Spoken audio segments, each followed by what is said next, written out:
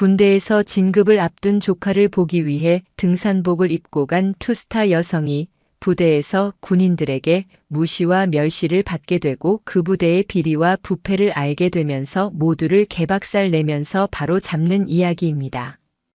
영상 시청 전에 구독과 좋아요 부탁드립니다. 저희에게 큰 힘이 됩니다. 한여름에 뙤약볕이 아스팔트마저 녹일 듯이 내리쬐는 오후 대한민국 최북단에 위치한 백골부대 위병소 앞은 적막감마저 감돌았다. 휴가철이라 오가는 차량도 뜸했고 위병소를 지키는 2명의 초병은 연신 흐르는 땀을 닦아내며 지루한 시간을 보내고 있었다. 그때 저 멀리서부터 먼지를 일으키며 다가오는 인형이 초병들의 시야에 들어왔다. 처음에는 아지랑이 때문에 흐릿하게 보였지만 점점 가까워질수록 그 형체는 뚜렷해졌다. 낡고 해진 등산복 차림에 머리에는 챙이 넓은 모자를 푹 눌러쓴 중년 여성이었다. 충성, 면회 오셨습니까? 초병 중 한 명인 김상병이 FM대로 경례를 붙이며 물었다. 그의 목소리에는 의아함이 섞여 있었다. 이런 한여름에 그것도 대중교통도 닿지 않는 최전방 부대까지 걸어서 찾아온 방문객이라니. 여성은 숨을 헐떡이며 고개를 끄덕였다. 그녀의 얼굴은 땀과 먼지로 범벅이 되어 있었고 등에는 다 해진 배낭이 위태롭게 매달려 있었다. 네, 저 우리 조카 박서준 중사 좀 보러 왔는데요. 여성의 목소리는 갈라져 있었고 말투는 어딘지 모르게 어눌했다. 김상병은 옆에 있던 이일병과 눈빛을 교환했다. 이 더위에 웬 행색 초라한 아줌마가 하는 눈빛이었다. 이일병은 노골적으로 인상을 찌푸리며 여성을 위아래로 훑어보았다. 그의 눈에는 경멸과 무시의 빛이 역력했다. 박서준 중사님 면회요? 신분증 좀 보여주시겠습니까? 이일병이 퉁명스럽게 말했다. 여성은 잠시 당황한 듯 배낭을 뒤적거리더니 이내 멋쩍은 웃음을 지으며 말했다. 아이고, 신분증을 깜빡했네. 집에서 급하게 나오느라 그냥 박서준 중사한테 연락해서 이모 왔다고만 전해주면 안 될까? 안 됩니다.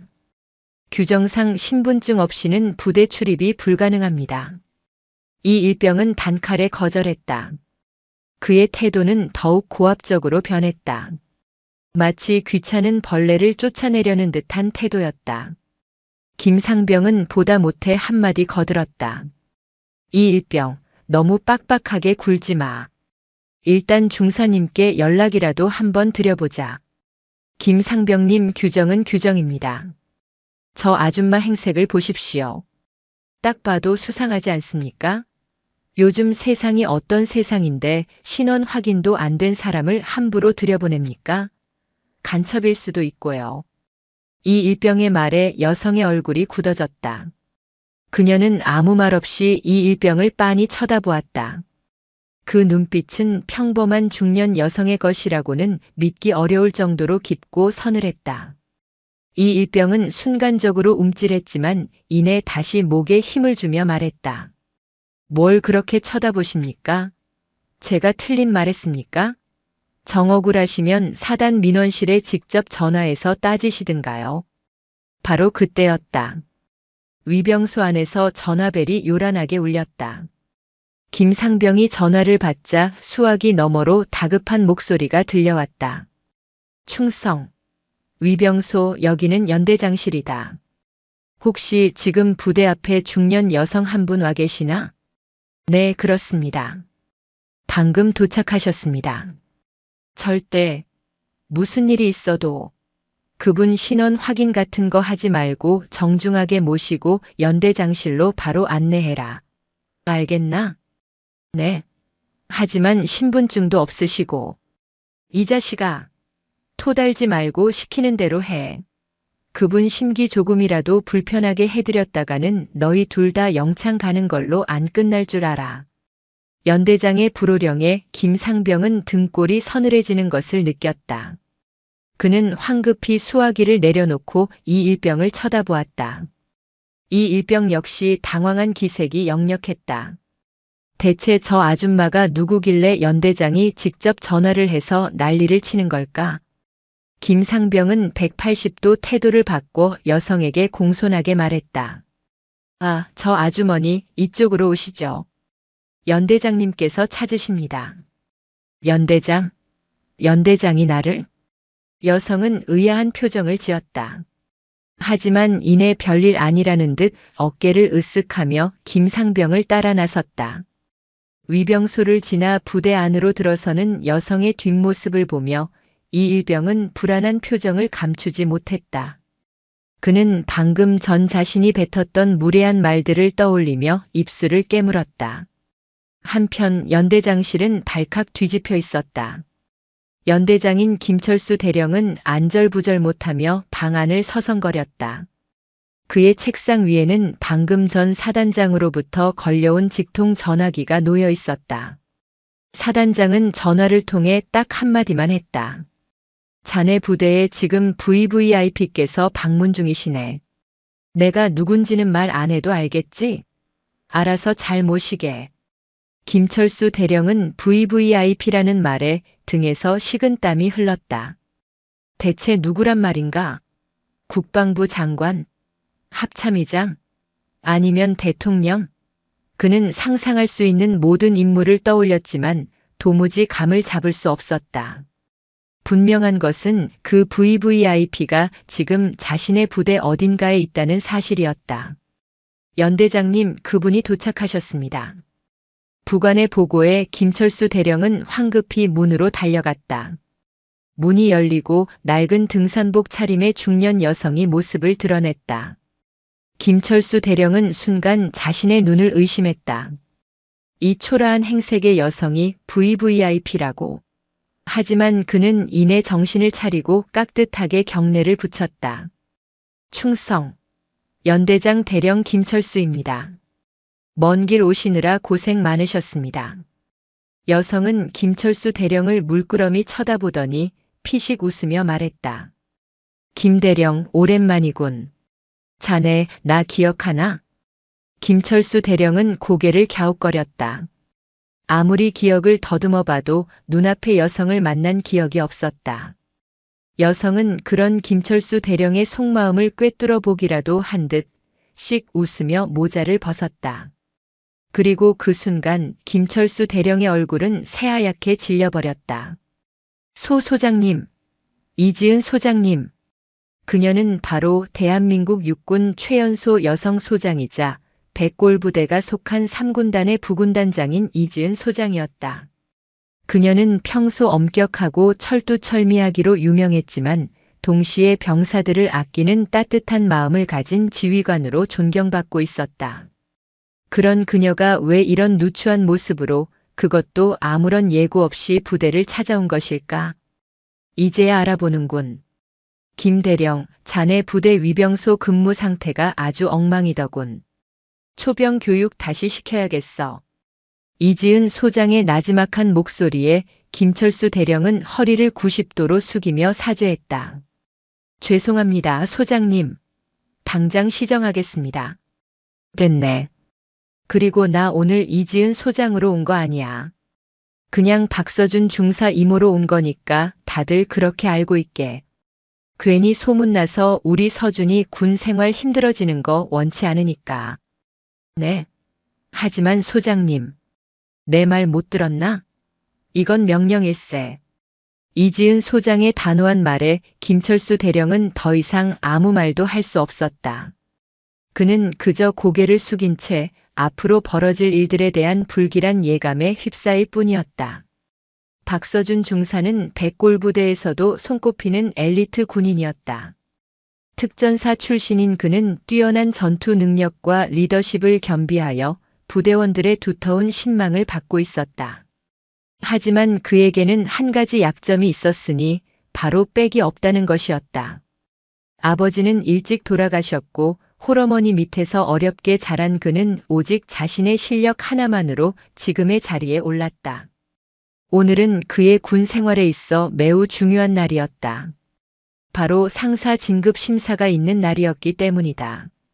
그는 이번 진급에 사활을 걸고 있었다. 홀로 계신 어머니께 자랑스러운 아들이 되고 싶었고 사랑하는 연인에게도 떳떳한 남자가 되고 싶었다. 박 중사 긴장하지 말고 평소 하던 대로만 하게. 자네 실력이면 충분히 합격하고도 남으니까. 중대장인 이진우 대위가 박서준 중사의 어깨를 두드리며 격려했다. 하지만 그의 표정은 어딘지 모르게 어두웠다. 박서준 중사는 그런 중대장의 표정을 놓치지 않았다. 중대장님 무슨 일 있으십니까? 아니 아무것도 아닐세. 그냥 이번 심사가 좀 공정하지 못할 것 같아서 하는 말이야. 이진우 대위는 말을 흐렸다. 그는 얼마 전 연대장인 김철수 대령으로부터 이번 진급 심사에서 특정 인물을 밀어주라는 압력을 받았다. 그 특정 인물은 바로 국회의원의 아들인 최민준 중사였다. 최민준 중사는 평소 근무 태만과 잦은 비리로 부대 내에서 악명이 높았지만 아버지의 든든한 백 덕분에 번번이 위기를 모면해왔다. 최민준 중사 말입니까? 박서준 중사의 목소리가 낮게 가라앉았다. 그는 이미 부대 내에 파다하게 퍼진 소문을 듣고 있었다. 이번 진급 심사는 최민준 중사를 위한 요식행위에 불과하다는 소문이었다. 알고 있었나 미안하네, 박 중사. 내가 힘이 없어서 자네 같은 인재를 두고도 아무것도 해줄 수가 없어서 정말 미안하네. 이진우 대위는 진심으로 미안해했다. 그는 박서준 중사의 능력을 누구보다 잘 알고 있었기에 이번 일이 더욱 안타깝고 분하게 느껴졌다. 괜찮습니다, 중대장님. 저는 제 실력을 믿습니다. 정정당당하게 심사에 임해서 반드시 제 힘으로 진급하겠습니다. 박서준 중사는 오히려 담담하게 말했다. 그의 눈에는 조금의 흔들림도 없었다. 그는 불의에 굴복하는 대신 정면으로 맞서 싸우기로 결심했다. 잠시 후 진급 심사가 시작되었다. 심사장은 무거운 긴장감에 휩싸여 있었다. 심사위원으로는 연대장인 김철수 대령과 주임원사, 그리고 각 대대장들이 앉아 있었다. 박서준 중사는 차분하게 자신의 군 생활과 앞으로의 포부에 대해 발표했다. 그의 발표는 논리정연했고 목소리에는 자신감이 넘쳤다. 심사위원들 중 일부는 고개를 끄덕이며 그의 발표에 공감하는 듯한 표정을 지었다. 하지만 김철수 대령의 표정은 시종일관 굳어 있었다. 그는 박서준 중사의 발표가 끝나자마자 날카로운 질문을 던졌다. 박 중사, 자네는 특전사 출신이라고 했나? 그런데 왜 굳이 일반 보병부대로 온 거지? 뭔가 다른 의도가 있었던 거 아닌가? 저는 특전사에서 배운 전투 기술과 경험을 일반 보병부대에 전파하여 우리 군의 전투력 향상에 기여하고 싶었습니다. 말은 그럴듯하군. 하지만 내가 보기엔 그냥 편한 군 생활 하려고 온 것 같은데? 특전사는 훈련이 고되니까 말이야. 김철수 대령의 비아냥거림에 박서준 중사는 입술을 깨물었다. 그는 끓어오르는 분노를 억누르며 차분하게 대답했다. 저는 단 한 번도 편한 군 생활을 원한 적이 없습니다.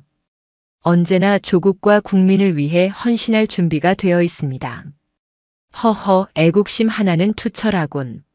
좋아, 그럼 마지막으로 하나만 더 묻지. 자네, 이번에 새로 도입된 신형 저격 소총에 대해 아는 대로 설명해보게. 김철수 대령의 질문에 심사장이 술렁거렸다. 신형 저격 소총은 아직 일부 특수부대에만 보급된 최신 무기로 일반 보병부대에서는 구경조차 하기 힘든 물건이었다. 박서준 중사 역시 마찬가지였다. 그는 신형 저격 소총에 대해 아는 바가 거의 없었다.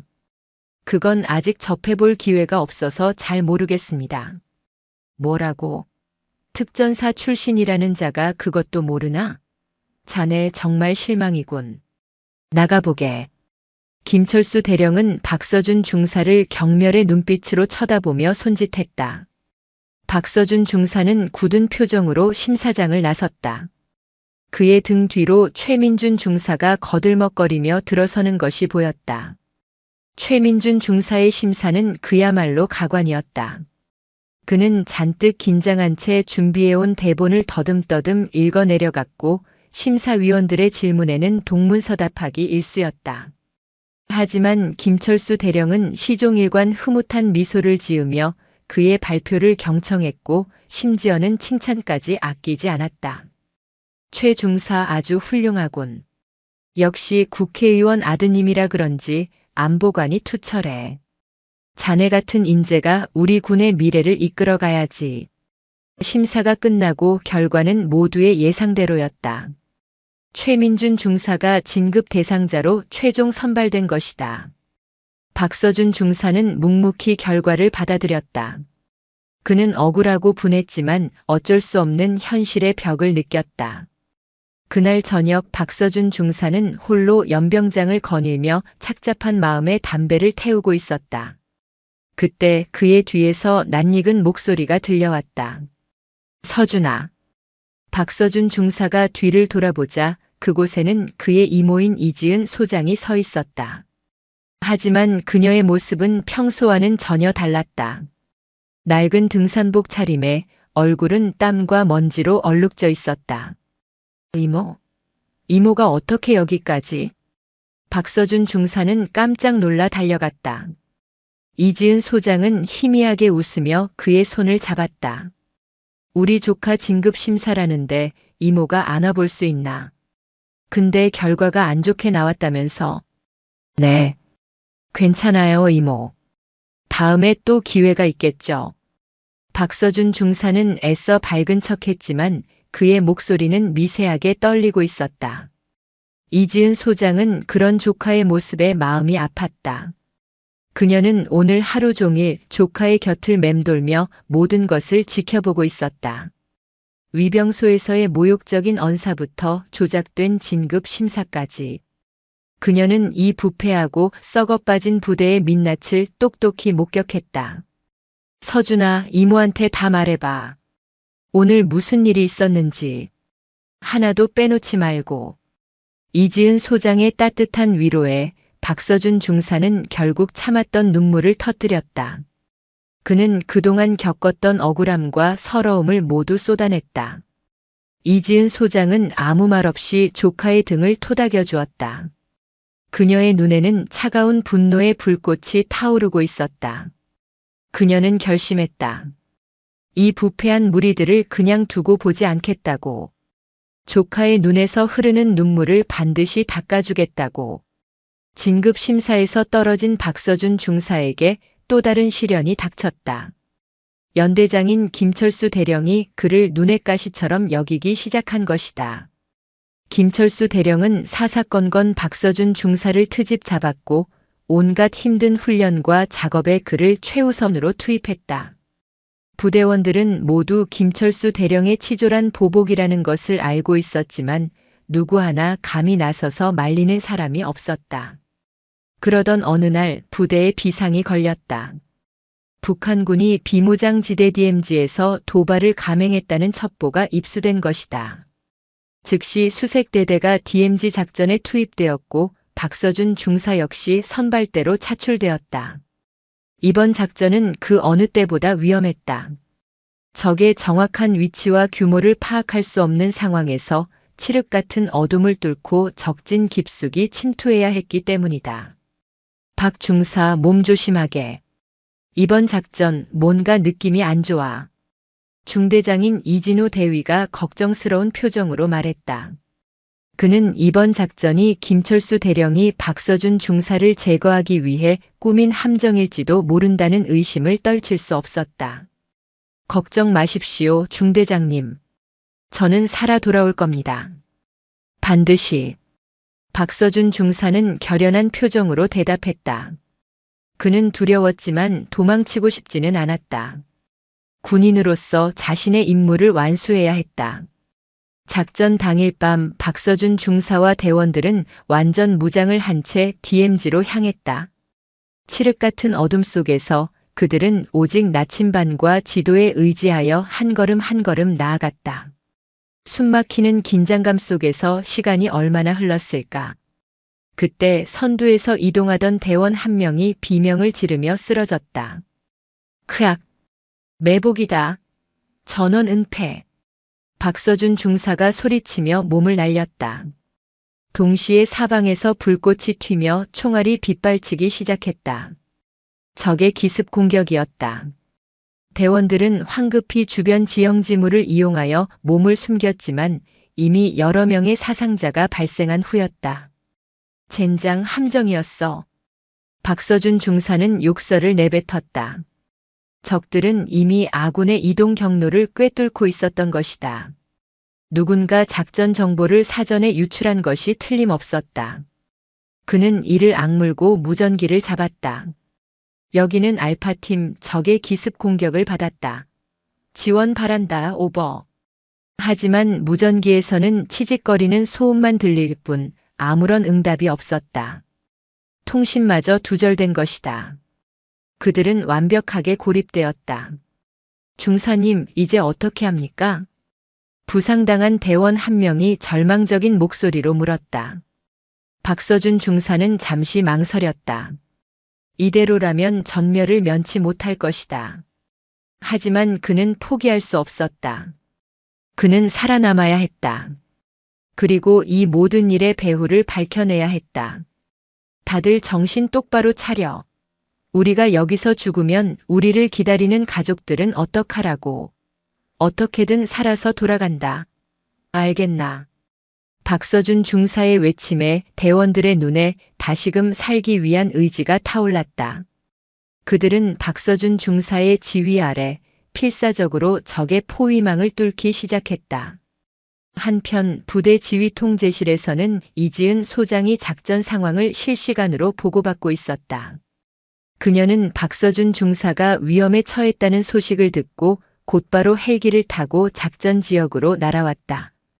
그녀의 얼굴은 얼음장처럼 차갑게 굳어 있었다. 연대장, 이게 어떻게 된 일인가? 왜 우리 아군이 적의 함정에 빠진 거지? 이지은 소장의 추궁에 김철수 대령은 식은땀을 흘리며 변명했다. 그게 첩보에 오류가 있었던 것 같습니다.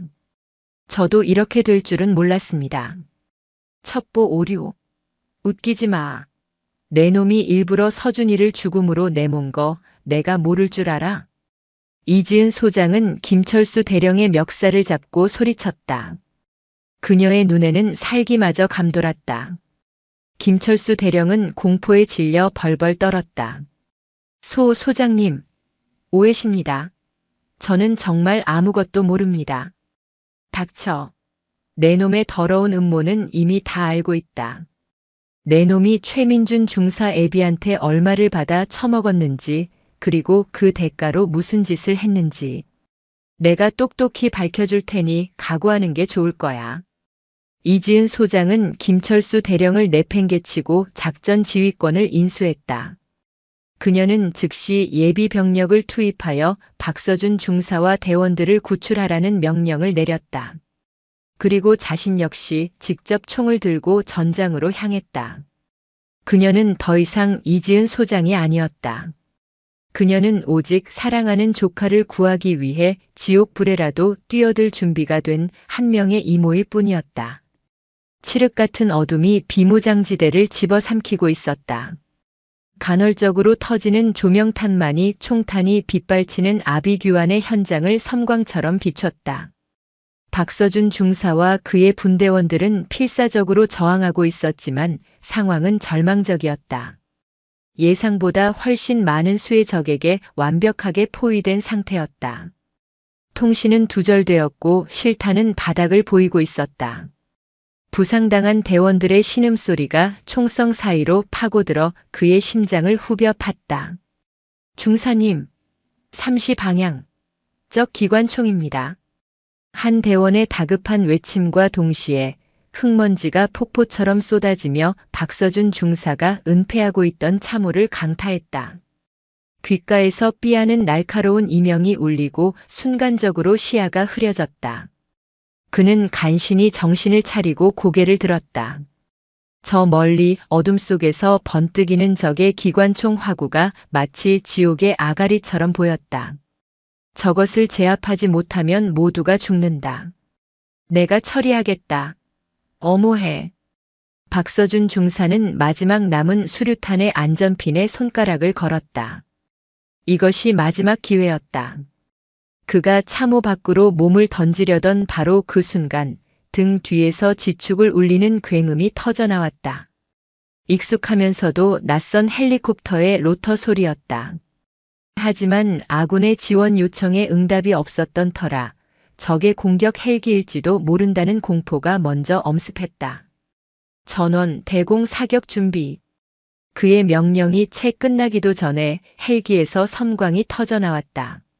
하지만 그것은 그들을 향한 공격이 아니었다. 한 줄기 불꽃이 포물선을 그리며 날아가 그들을 괴롭히던 적의 기관총 진지를 정확하게 강타했다. 거대한 폭발과 함께 적의 총성이 순간적으로 멎었다. 헬기는 거기서 멈추지 않고 능숙한 기동으로 적의 머리 위를 선회하며 무차별적인 기총소사를 퍼부었다.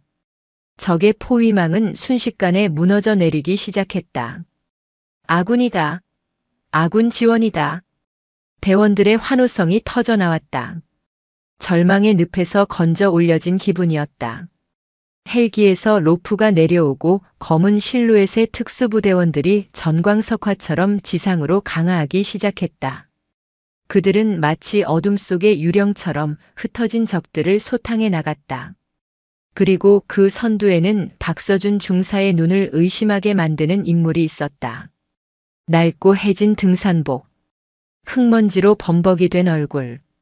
하지만 그 손에 들린 K의 소총을 다루는 솜씨와 흔들림 없는 눈빛, 그리고 전장을 지배하는 압도적인 카리스마는 평범한 이모의 것이 아니었다. 이지은 소장이었다. 그녀는 직접 총을 들고 최전선에 나타난 것이다. 이모. 박서준 중사는 넋 나간 사람처럼 중얼거렸다. 이지은 소장은 한 손으로 적을 제압하며 그의 곁으로 다가왔다. 그녀의 등산복 소매는 격렬한 움직임에 찢겨 있었고 팔뚝에는 날카로운 파편에 긁힌 상처에서 피가 배어나오고 있었다. 꼴이 말이 아니구나, 우리 조카. 그녀는 피식 웃으며 말했다. 하지만 그 눈빛은 조카를 향한 걱정과 안쓰러움으로 가득 차 있었다. 그녀는 박서준 중사의 어깨를 툭 치고는 곧바로 주변 상황을 파악하기 시작했다. 부상자 현황 보고해. 생존 인원 잔탄 현황까지. 신속하게. 그녀의 목소리는 더 이상 따뜻한 이모의 목소리가 아니었다. 수많은 전투를 겪으며 단련된 지휘관의 냉철하고 카랑카랑한 목소리였다. 박서준 중사는 본능적으로 군기가 바짝 들어 즉시 상황을 보고했다. 보고합니다. 생존 인원 6명, 부상자 4명이며 그중 2명은 중상입니다. 잔탄은 인원당 평균 10발 미만입니다. 알았다. 부상자부터 후방으로 이송한다. 남은 인원은 나를 따르라. 이대로 물러설 순 없지. 우리 애들을 이렇게 만든 놈들 얼굴이라도 보고 가야 하지 않겠나. 이지은 소장의 말에 박서준 중사를 포함한 모든 대원들이 침을 꿀꺽 삼켰다. 지금 이 상황에서 후퇴가 아닌 역습을 감행하겠다는 말인가? 그것도 정체불명의 아줌마의 지휘를 따라서? 하지만 그녀의 눈빛에는 그 어떤 의심도 허용하지 않는 절대적인 확신이 서려 있었다. 그녀가 손짓하자 후속으로 강한 의무병들이 신속하게 부상자들을 헬기로 옮기기 시작했다. 자, 그럼 사냥을 시작해볼까? 이지은 소장은 소총을 고쳐 잡으며 어둠 속으로 한 걸음 내디뎠다. 그녀의 움직임은 한 마리의 흑표범처럼 민첩하고 은밀했다. 박서준 중사와 대원들은 홀린 듯이 그녀의 뒤를 따랐다. 등산복 차림의 지휘관과 방금 전까지 죽음의 공포에 떨던 폐잔병들의 기묘한 조합이었다. 하지만 이상하게도 두려움은 사라지고 없었다. 대신 그 자리를 뜨거운 분노와 복수심이 채우고 있었다. 이지은 소장의 지휘는 신기에 가까웠다. 그녀는 마치 전장의 모든 것을 꿰뚫어 보고 있는 듯 적의 예상 이동 경로와 매복 지점을 정확하게 예측했다.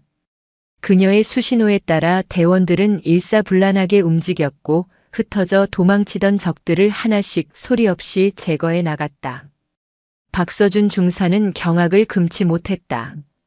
특전사에서 수많은 베테랑 지휘관들을 봐왔지만 이토록 완벽하게 전장을 장악하는 사람은 처음이었다. 그의 머릿속은 혼란으로 가득 찼다. 내가 알던 우리 이모가 정말 맞나? 평생 시골에서 농사만 짓던 분 아니었나? 작전은 의외로 싱겁게 끝났다. 이지은 소장의 지휘 아래 아군은 단 한 명의 추가 사상자도 없이 적의 잔당을 소탕하고 심지어 적 지휘관으로 보이는 인물까지 생포하는 데 성공했다. 날이 밝아오자 처참했던 전장의 모습이 드러났다. 그리고 그 중심에는 흙먼지를 뒤집어 쓴 등산복 차림의 이지은 소장이 서 있었다. 그녀는 생포한 적 지휘관 앞에 서서 차가운 목소리로 물었다. 누가 정보를 흘렸나? 우리 부대의 이동 경로를 어떻게 알았지? 적 지휘관은 도끼 어린 눈으로 그녀를 노려보며 입을 굳게 다물었다. 이지은 소장은 피식 웃더니 옆에 있던 박서준 중사의 소총을 빌려들었다. 그리고는 망설임 없이 적 지휘관의 발 바로 옆 땅바닥에 총을 격발했다. 탕! 엄청난 총성과 함께 흙먼지가 튀었다. 적 지휘관은 비명을 지르며 나뒹굴었다. 다시 묻겠다. 누가 정보를 넘겼나? 다음 총알은 내 놈의 머리에 박힐 거다. 그녀의 목소리에는 한치의 망설임도 자비도 없었다. 공포에 질린 적 지휘관의 입에서 마침내 떨리는 목소리가 새어나왔다. 돈을 받았다. 남조선 군관에게서 작전 계획과 함께 박서준이라는 놈만 처리해주면 된다고. 그 말이 떨어지는 순간 박서준 중사는 온몸의 피가 차갑게 식는 것을 느꼈다. 역시 함정이었다. 자신을 죽이기 위해 아군이 적과 손을 잡은 것이다. 분노가 머리끝까지 치밀어 올랐다. 이지은 소장은 묵묵히 소총을 박서준 중사에게 돌려주었다. 그녀의 얼굴은 무표정했지만 그 눈동자는 이 세상의 모든 분노를 담은 것처럼 이글거리고 있었다. 그녀는 더 이상 아무것도 묻지 않았다. 모든 퍼즐이 맞춰졌기 때문이다. 작전 종료. 전원 부대로 복귀한다. 그녀는 나지막이 명령을 내리고 떠오르는 태양을 향해 몸을 돌렸다. 그녀의 등산복 차림의 뒷모습은 이제 그 어떤 장군의 군복보다도 더 위압적이고 거대해 보였다. 지옥 같았던 밤이 지나고 이제 곧 피의 숙청이 시작될 것임을 알리는 여명이었다. 이지은 소장이 이끄는 생존자들이 헬기를 타고 부대로 복귀했을 때 연병장은 찬물을 끼얹은 듯 조용했다. 미리 연락을 받고 도열해 있던 연대 간부들은 경악과 불신이 뒤섞인 표정으로 헬기에서 내리는 이들을 바라보았다. 특히 그들의 시선은 흙과 피로 얼룩진 등산복 차림으로 선두에 선 이지은 소장에게 고정되었다. 김철수 대령의 얼굴은 사색이 되어 있었다. 그는 살아서 돌아오지 말아야 할 박서준 중사가 멀쩡히 걸어 나오는 것을 보고 자신의 계획이 완전히 실패했음을 깨달았다. 그리고 그 옆에 선 정체불명의 여인이 뿜어내는 살기는 그의 간담을 서늘하게 만들었다. 이지은 소장은 아무 말 없이 김철수 대령의 앞까지 걸어갔다. 그녀는 흙먼지 묻은 손으로 자신의 모자를 벗어 던졌다. 짧게 자른 머리와 수많은 풍파를 겪어낸 군인의 얼굴이 드러났다. 그리고 그녀의 어깨에 달려 있어야 할 별 대신 지금은 그저 찢어진 등산복 1000조각만이 덜렁거리고 있었다. 김대령. 아니, 김철수 씨. 아주 재미있는 쇼를 벌였더군. 그녀의 목소리는 얼음처럼 차가웠다. 김철수 대령은 본능적으로 뒷걸음질 치며 변명하려 했다. 소장님, 오해십니다. 저는 그저 작전 명령에. 짝. 날카로운 파열음과 함께 김철수 대령의 고개가 돌아갔다. 이지은 소장의 손바닥이 그의 뺨을 정확하게 후려친 것이다. 연병장에 모인 모든 장병들이 숨을 죽였다. 감히 연대장의 뺨을 때리다니. 그것도 이런 누추한 행색의 여인이. 내 놈이 감히 입에 작전이라는 말을 올려? 내 놈의 더러운 욕심 때문에 내 새끼들이 몇 명이나 죽어나갔는지 알아. 내 놈은 군인도 인간도 아니야. 그저 구역질 나는 기생충일 뿐이지. 이지은 소장은 김철수 대령의 멱살을 움켜쥐고 그를 끌어냈다. 거구의 대령은 깡마른 그녀의 소나귀에서 속수무책으로 끌려갔다. 당장 3군단 헌병대와 기무부대를 2부대로 투입시켜 연대장 김철수 대령을 이적죄 및 직권남용, 살인 교사 혐의로 현 시간부로 긴급 체포한다. 이자와 관련된 모든 통신 기록과 자금 흐름, 주변 인물까지 샅샅이 뒤져서 여죄를 전부 밝혀내. 단 한 놈도 빠져나가지 못하게 해. 그녀는 자신의 부관에게 소리쳤다. 그제야 상황 파악을 마친 연대 간부들과 장병들은 경악을 금치 못했다. 저 여인이 정말 3군단 부군단장, 철혈의 여장군이라 불리는 이지은 소장이란 말인가.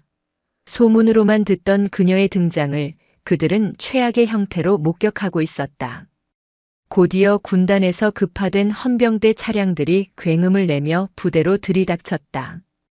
헌병들은 일사불란하게 움직여 김철수 대령에게 수갑을 채우고 연대장실을 비롯한 주요 시설을 폐쇄하고 증거 수집에 나섰다. 김철수 대령은 끌려가면서도 억울하다, 나는 모르는 일이다라고 발악했지만 그의 외침은 헌병대의 차가운 구둣발 소리에 묻혀버렸다. 이지은 소장의 심판은 여기서 끝나지 않았다. 그녀는 곧바로 진급심사 서류를 가져오게 했다. 그리고 모든 간부들이 보는 앞에서 최민준 중사의 진급 추천서를 갈기갈기 찢어버렸다. 이런 쓰레기 같은 놈을 진급시키려고 내 조카를 죽이려 했나? 최민준 중사 앞으로 나와. 최민준 중사는 사시나무 떨듯 떨며 앞으로 나섰다. 그는 며칠 전까지만 해도 세상을 다 가진 듯 거들먹거렸지만 지금은 그저 겁에 질린 한 마리 생쥐에 불과했다. 너 상사달 자격 없다. 아니, 군복 입을 자격조차 없어. 내 아비가 국회의원이든 대통령이든 상관없다. 내 놈이 저지른 짓에 대한 대가는 반드시 치르게 될 거다. 바로 그때 이지은 소장의 부관이 다급하게 다가와 휴대전화를 건넸다. 소장님, 청와대 비서실장이라고 합니다. 이지은 소장은 잠시 망설이다가 전화를 받았다. 수화기 너머로 점잖지만 위압적인 목소리가 들려왔다. 이 장군, 나 비서실장일세. 지금 백골부대에서 벌어지고 있는 일 보고받았네. 최 의원 일은 좀 과한 처사 아닌가? 군 내부의 일은 조용히 처리하는 게 순리일 텐데. 괜히 정치 문제로 비화되면 이 장군도 곤란해질 수 있어. 최민준 중사의 아버지인 최 의원이 벌써부터 손을 쓴 모양이었다. 명백한 외압이었다. 하지만 이지은 소장은 코웃음 쳤다. 비서실장님, 저는 지금 정치하는 사람이 아니라 군인으로서 제 임무를 수행하고 있을 뿐입니다. 제 부하들이 억울하게 죽어나갔고 그 배후에는 국가의 녹을 먹는 자들의 추악한 거래가 있었습니다. 이걸 조용히 덮으라는 말씀이십니까? 그렇다면 비서실장님은 대한민국 군대가 썩어 문드러지는 것을 방치하겠다는 말씀으로 알아듣겠습니다. 이 장군, 지금 나를 협박하는 건가? 협박이 아닙니다. 사실을 말씀드리는 겁니다. 이 사건 원칙대로 처리할 겁니다. 만약 여기에 부당한 압력을 행사하려 하신다면 저는 군복을 벗는 한이 있더라도 이 모든 진실을 언론에 공개하겠습니다. 제 목숨과 명예, 그리고 제 조카와 죽어간 부하들의 목숨까지 걸고 약속드리죠. 이지은 소장은 단호하게 말을 마치고 전화를 끊어버렸다. 비서실장이고 국회의원이고 그녀에게는 더 이상 두려운 존재가 아니었다. 그녀는 이미 모든 것을 걸기로 결심한 후였다. 그녀는 다시 최민준 중사에게 시선을 돌렸다. 최민준 중사는 이미 얼굴이 하얗게 질려 그 자리에 주저앉아 있었다. 헌병들이 다가와 그에게도 수갑을 채웠다. 연대장과 함께 부대의 암적인 존재였던 그가 끌려나가는 모습을 보며 장병들은 속이 다 후련하다는 표정을 지었다. 이지은 소장은 마지막으로 진급심사에서 부당하게 박서준 중사를 압박했던 주임원사와 다른 심사위원들을 불러 모았다. 당신들은 군인의 명예를 더럽힌 공범자들이다. 스스로 부끄럽지 않은가? 양심이 있다면 지금 당장 스스로 군복을 벗어라. 그렇지 않으면 내 손으로 직접 벗겨주게 될 테니. 그녀의 서슬 퍼런 일갈에 간부들은 고개를 숙인 채 아무 말도 하지 못했다. 몇몇은 그 자리에서 전역 지원서를 쓰겠다며 흐느끼기도 했다. 수십 년간 이어져 온 부조리의 고리가 단 하루 만에 박살나는 순간이었다. 심판의 날은 그렇게 피비린내와 함께 저물어 가고 있었다. 김철수 대령과 최민준 중사를 비롯한 부패 세력이 척결되자 백골 부대에는 그동안 상상할 수 없었던 변화의 바람이 불기 시작했다. 공포와 불신으로 가득했던 부대 분위기는 눈에 띄게 밝아졌고 장병들의 얼굴에는 활기가 돌았다. 빽이나 줄이 아닌 오직 실력과 노력만으로 평가받을 수 있다는 희망이 생겨났기 때문이다. 이 변화의 중심에는 이지은 소장이 있었다. 그녀는 며칠간 부대에 머물며 대대적인 개혁을 진두지휘했다. 낡은 등산복을 벗고 어깨에 빛나는 별 2개가 달린 정복을 입은 그녀의 모습은 그야말로 살아있는 전설 그 자체였다. 장병들은 그녀를 등산복 소장님이라는 애정 어린 별명으로 부르며 절대적인 신뢰와 존경을 보냈다. 어느 날 오후 이지은 소장은 연병장에 전 장병을 소집했다. 그녀는 단상에 올라 마이크 앞에 섰다. 그녀의 시선이 연병장을 가득 메운 장병 한 명 한 명을 천천히 훑었다. 나는 오늘 여러분에게 사과하기 위해 이 자리에 섰다. 예상치 못한 첫마디에 장병들은 술렁거렸다. 지휘관으로서 여러분이 겪었을 부당함과 고통을 미리 살피지 못한 것을 사과한다. 썩어빠진 일부 간부들의 욕심 때문에 여러분이 흘려야 했던 피와 땀 그리고 눈물을 외면했던 것을 사과한다. 그리고 먼저 떠나보낸 우리 전우들을 지켜주지 못한 것을 진심으로 사과한다. 이지은 소장은 연설 도중 허리를 숙여 전사한 장병들을 향해 깊은 조의를 표했다. 그녀의 진심 어린 사과에 장병들의 눈시울이 붉어졌다. 하지만 이제 모든 것이 바뀔 것이다. 이 백골 부대는 아니 우리 대한민국 군대는 다시 태어날 것이다. 더 이상 줄과 빽이 실력을 이기는 일은 없을 것이다. 더 이상 정직한 자가 눈물 흘리는 일은 없을 것이다. 오직 조국을 위한 충성심과 명예 그리고 피땀 흘려 연마한 각자의 실력만이 여러분을 평가하는 유일한 기준이 될 것이다. 내가 내 모든 것을 걸고 여러분에게 약속한다. 그녀의 목소리는 우렁찼고 그 안에 담긴 결의는 연병장을 가득 채우고도 남았다. 연설이 끝나자 우레와 같은 박수와 함성이 터져나왔다. 그것은 새로운 지휘관에 대한 환호이자 앞으로 펼쳐질 새로운 시대에 대한 기대감의 표현이었다. 그날 저녁 이지은 소장은 의무실에 입원 중인 박서준 중사를 찾아갔다. DMZ 작전에서 입은 부상으로 치료를 받던 그는 이모의 방문에 어색하게 경례를 붙였다. 충충성. 소장님. 이지은 소장은 피식 웃으며 그의 어깨를 눌러 침대에 앉혔다. 이놈아, 둘만 있을 땐 그냥 이모라고 부르랬지. 군복만 입으면 딱딱해져서는. 죄송합니다. 아직 적응이 안 돼서요. 이모가 소장님이실 줄은 꿈에도 몰랐습니다. 박서준 중사는 여전히 얼떨떨한 표정이었다. 평생을 소박하고 평범하게 살아온 줄 알았던 이모가 사실은 하늘 같은 별을 단 장군이었다니. 미안하다. 일부러 속인 건 아니었어. 그저 내가 내 후광 없이 스스로의 힘으로 성장하길 바랐을 뿐이다. 그리고 넌 아주 훌륭하게 해냈어. 나는 내가 정말 자랑스럽다, 서준아. 이지은 소장은 따뜻한 손으로 조카의 손을 잡았다. 그제야 박서준 중사는 모든 것을 이해할 수 있었다. 자신을 향한 이모의 깊은 사랑과 믿음을. 그의 눈가에 뜨거운 눈물이 고였다. 이모 고맙습니다. 그리고 죄송해요. 저 때문에 괜히 위험한 일에 휘말리시고.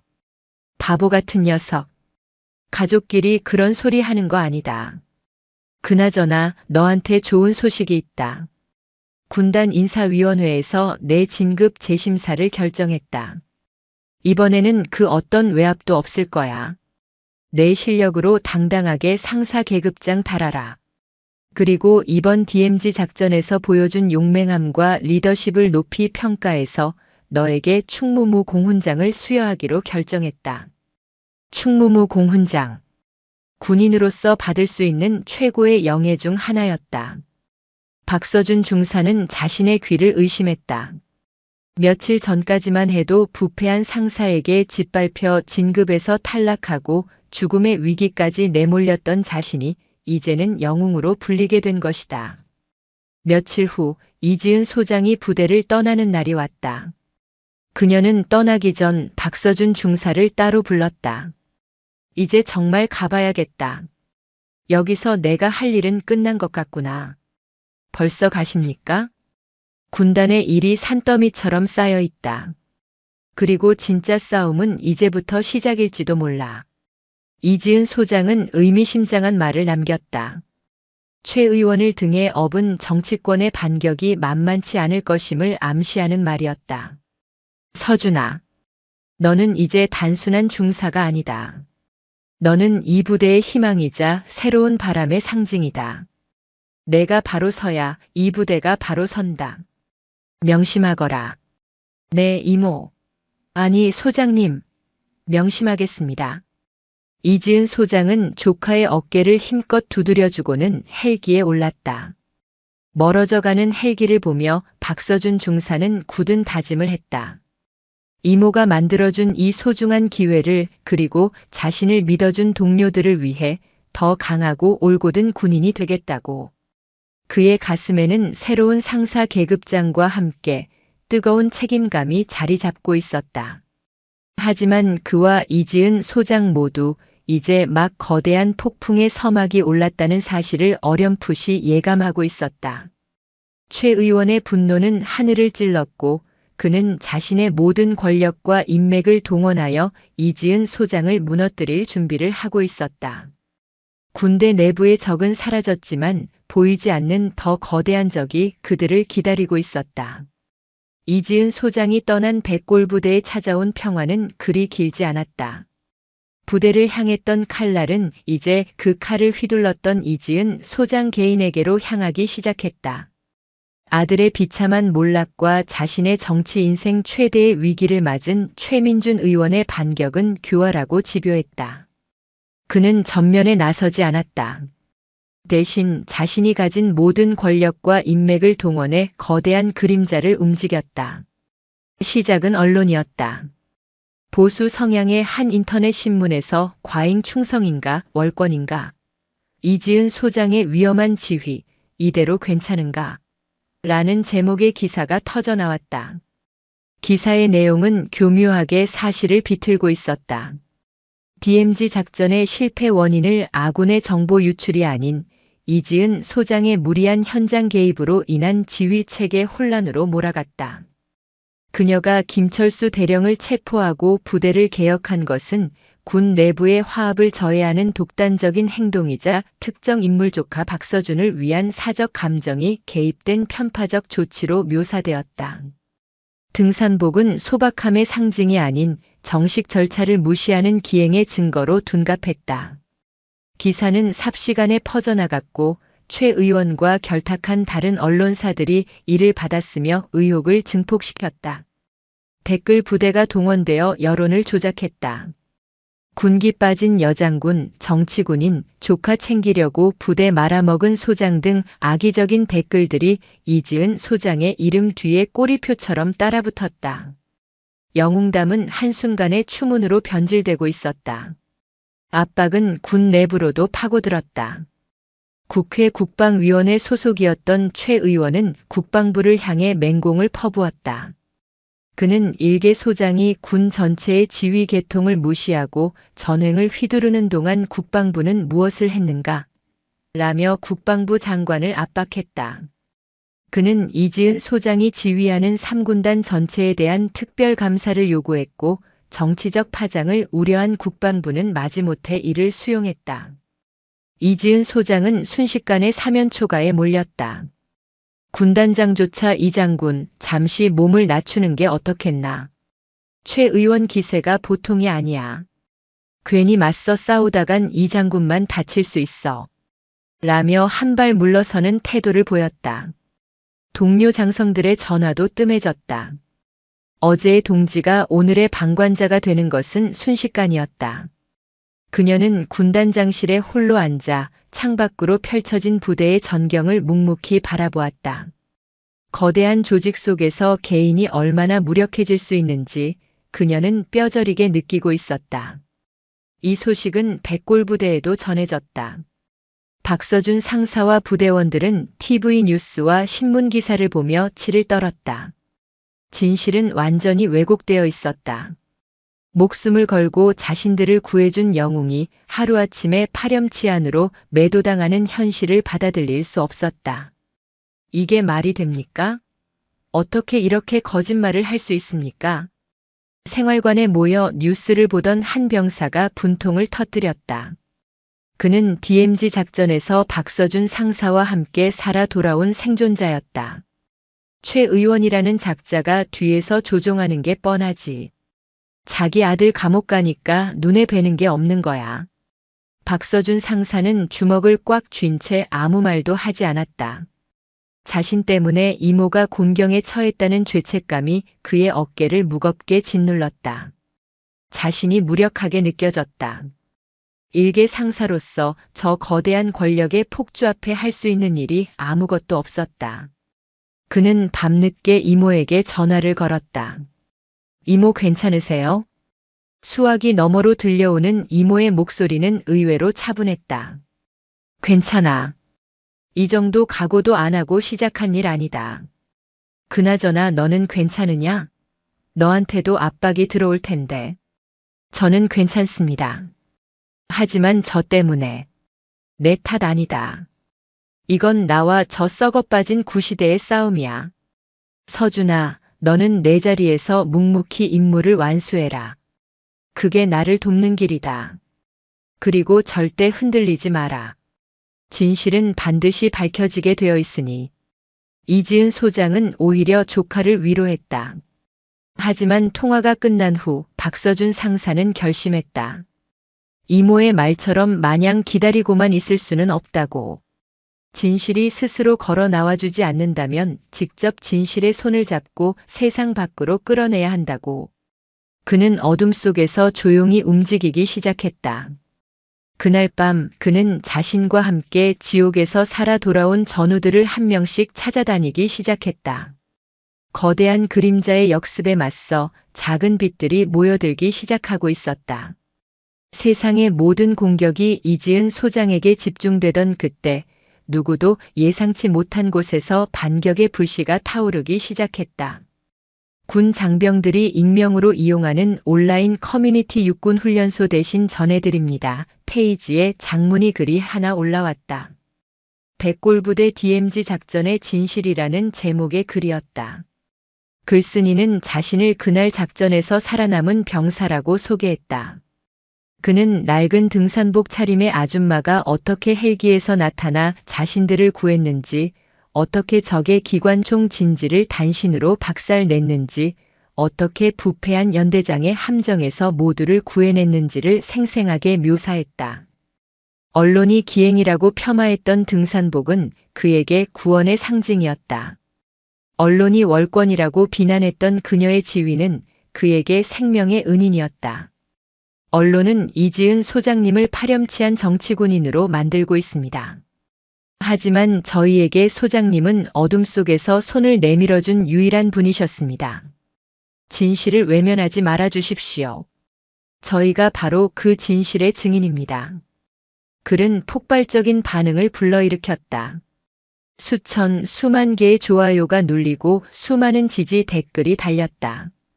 파장은 여기서 그치지 않았다.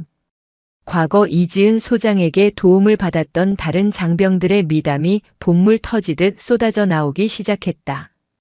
신임 장교 시절 그녀의 격려 덕분에 힘든 시기를 이겨냈다는 대위의 글, 훈련 중 다쳤을 때 직접 병문안을 와서 손을 잡아주었다는 사병의 글, 억울한 누명을 썼을 때 발벗고 나서서 결백을 증명해 주었다는 부사관의 글까지.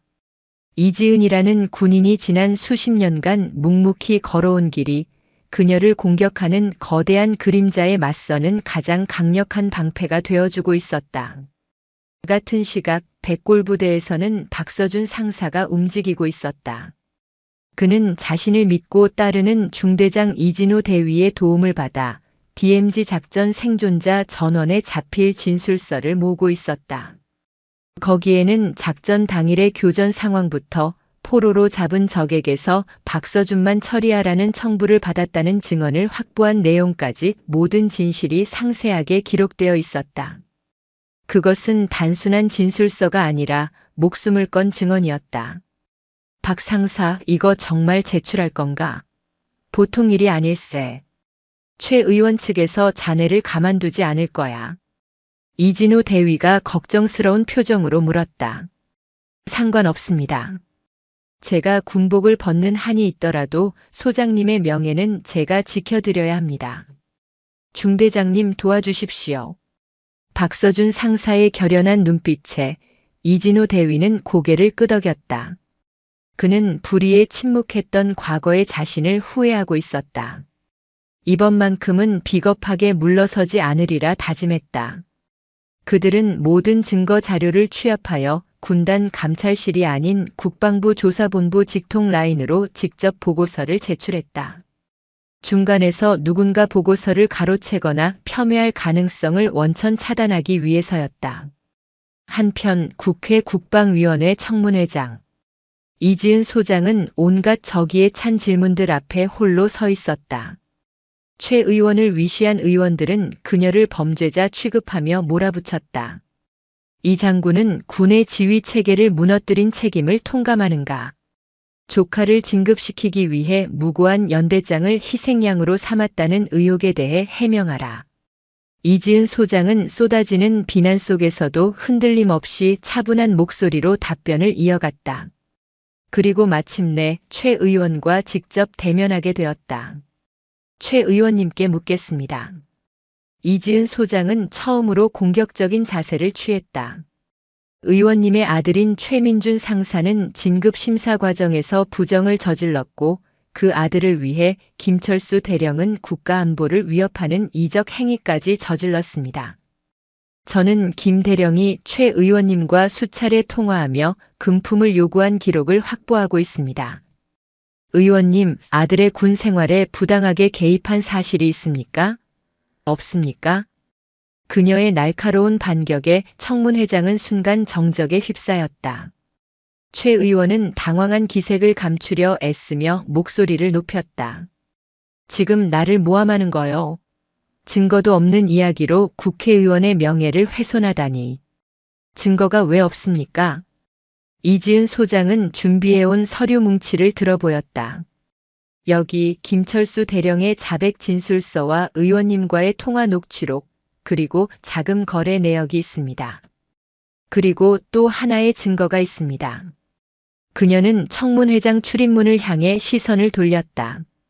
저와 함께 죽음의 문턱에서 돌아온 제 부하들이자 이 사건의 가장 확실한 증인들입니다. 문이 열리고 정복을 말끔하게 차려입은 박서준 상사와 생존 장병들이 늠름한 모습으로 걸어 들어오고 있었다. 그들의 등장은 그 어떤 말보다도 강력한 깨트릴 수 없는 진실의 증거였다. 최 의원의 얼굴이 하얗게 질려갔다. 청문회장의 박서준 상사와 생존 장병들이 모습을 드러낸 순간 전세는 완전히 역전되었다.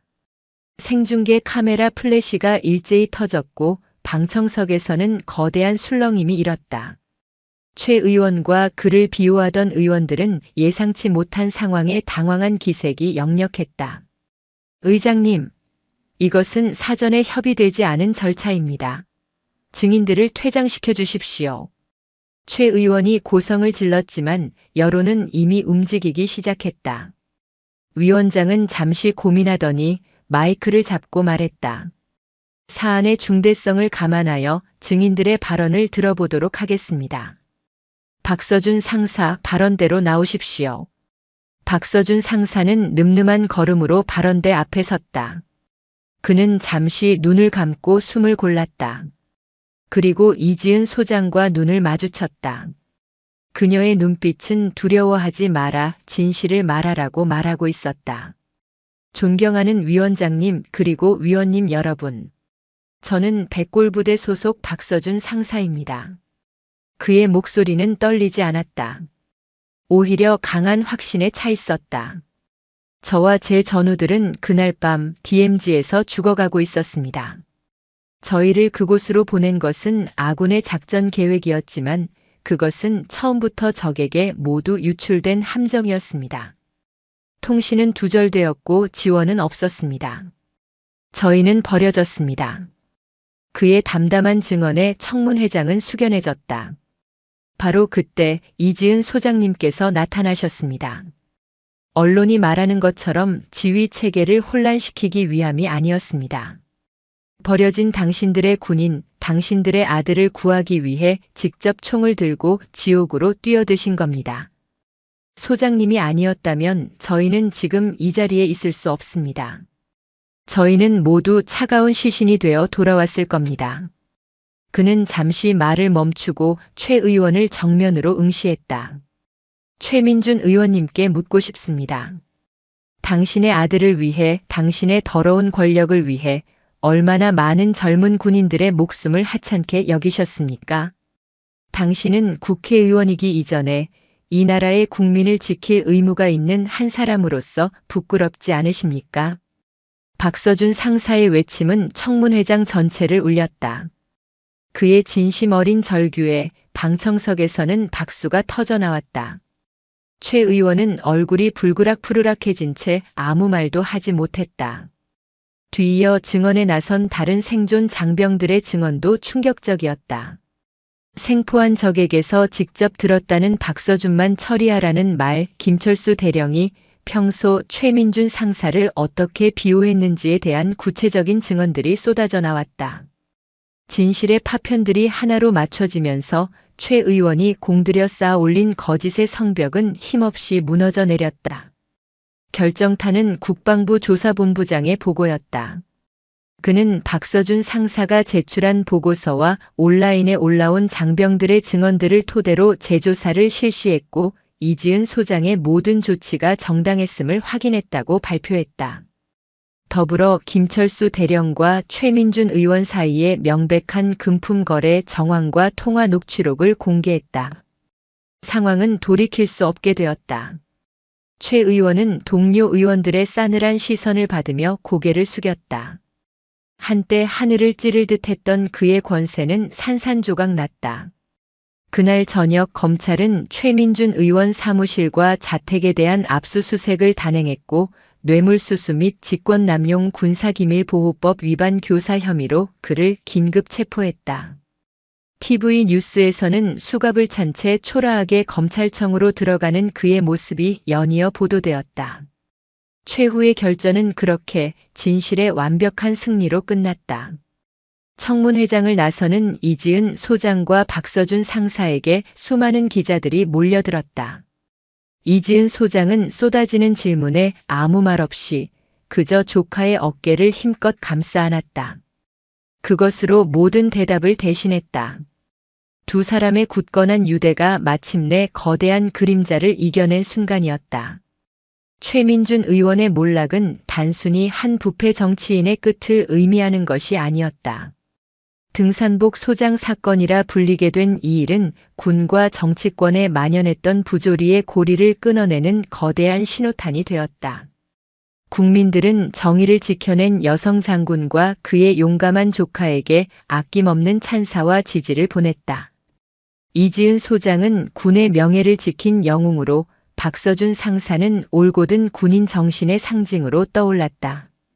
사건 이후 군에는 대대적인 개혁의 바람이 불었다. 국방부는 이지은 소장에게 군 혁신 추진단장이라는 중책을 맡겼다. 그녀는 자신의 모든 경험과 신념을 쏟아부어 불합리한 진급 제도를 개선하고 부당한 지위 체계를 바로잡았으며 장병들의 인권을 보호하기 위한 실질적인 정책들을 만들어 나갔다. 그녀의 개혁은 때로 기득권 세력의 거센 저항에 부딪혔지만 그녀는 결코 물러서지 않았다. 그녀 뒤에는 수많은 장병들과 국민들의 절대적인 지지가 버티고 있었기 때문이다. 1년 후 대한민국 육군 본부 대연병장. 이지은 소장은 새로운 계급장을 달고 연단에 섰다. 별색 중장 진급이었다. 그녀는 대한민국 역사상 최초의 여성 군단장이 되었다. 진급식에는 대통령까지 참석하여 그녀의 공로를 치하했다. 이지은 장군은 꺼져가던 정의의 불씨를 되살리고 우리 군의 무너진 신뢰를 다시 세웠습니다. 그녀가 보여준 용기와 헌신은 우리 군이 나아가야 할 이정표가 될 것입니다. 대통령의 축사가 끝나고 진급 신고를 마친 이지은 중장은 연병장을 가득 메운 장병들을 바라보았다. 그 중에는 이제는 베테랑 상사의 품격이 물씬 풍기는 박서준 상사도 있었다. 그는 멀리서 이모를 향해 말없이 가장 힘찬 경례를 보내고 있었다. 두 사람의 시선이 허공에서 마주쳤다. 그들의 눈에는 지난 시간의 고난과 영광, 그리고 서로에 대한 깊은 신뢰와 사랑이 담겨 있었다. 몇 달 뒤 단풍이 곱게 물든 어느 가을날의 주말. 설악산의 한적한 등산로에 2명의 등산객이 오르고 있었다. 화려한 장비 대신 편안하고 낡은 등산복을 입은 중년 여성과 듬직한 체구의 젊은 남성이었다. 바로 이지은 중장과 박서준 상사였다.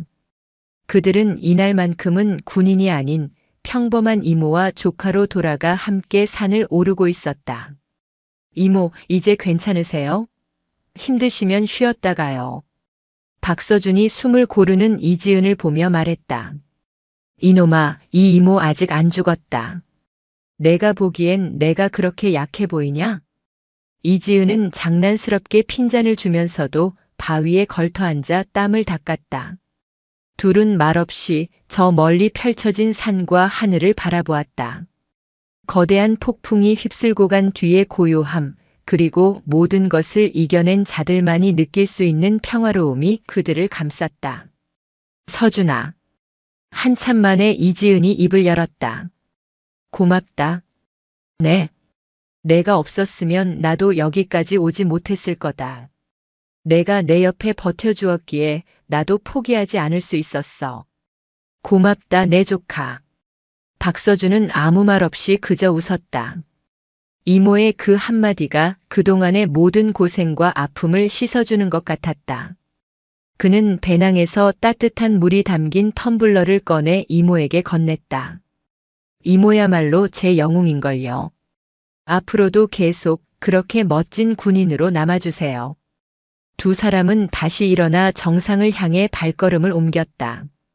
한때는 부조리와 절망의 상징이었던 낡은 등산복은 이제 그들에게 정의와 희망, 그리고 서로를 향한 깨뜨릴 수 없는 유대의 상징이 되어 있었다. 가을 햇살이 그들의 앞길을 환하게 비추고 있었다. 그것은 한 시대가 저물고 마침내 밝아온 새 시대의 눈부신 여명이었다. 영상이 유익하셨다면 구독과 좋아요, 댓글까지 부탁드리겠습니다.